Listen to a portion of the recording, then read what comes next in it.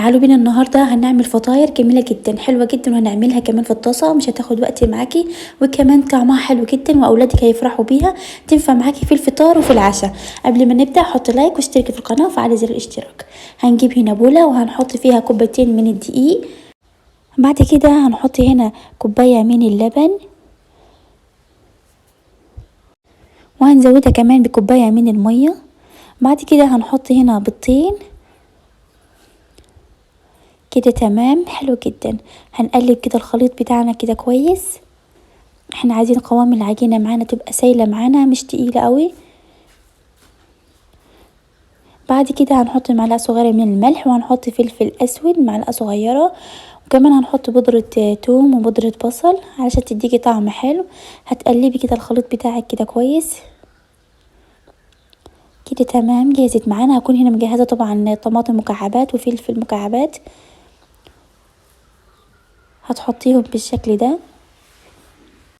كمان لو عندك سبانخ ممكن تحطيها عشان ولادنا مش بياكلوا السبانخ، تخبيها وسط المكونات دي، هتبقى جميله جدا، وكمان هي اصلا ملهاش طعم. هتقلبي طبعا الخليط بتاعك كده كويس كده. تمام، جهز معانا.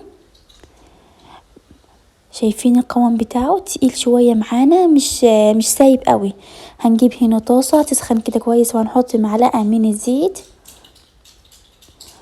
بعد كده هنحط طبعا الفطاير بتاعتنا بالكبشه كده. هتنزلي بالطريقه دي كده. تمام، حلو جدا. اولادك بصراحه هيحبوها جدا وطعمها حلو قوي. عندك كمان جبنه رومي او جبنه موتزاريلا تحطيها كمان على الوش علشان تديكي طعم حلو، وهي قريبه جدا من البيتزا. طبعا هنسيبها تستوي براحتها، هي مش هتاخد وقت. هنحط هنا جبنه رومي على الوش. بعد كده اول ما تحمر كده هتقلبيها على طول. شايفين اللون بتاعها جميل جدا وتحفه قوي. هنسيبها كمان تحمر من الجنبين من تحت ومن فوق كده. تمام. بعد كده هنطلعها على ورق مناديل. شايفين لونها وشكلها حلو جدا كده. خلاص انا خلصت الكميه بتاعتي كلها. اتمنى يا رب الفيديو يكون عجبكم واستفدتوا منه.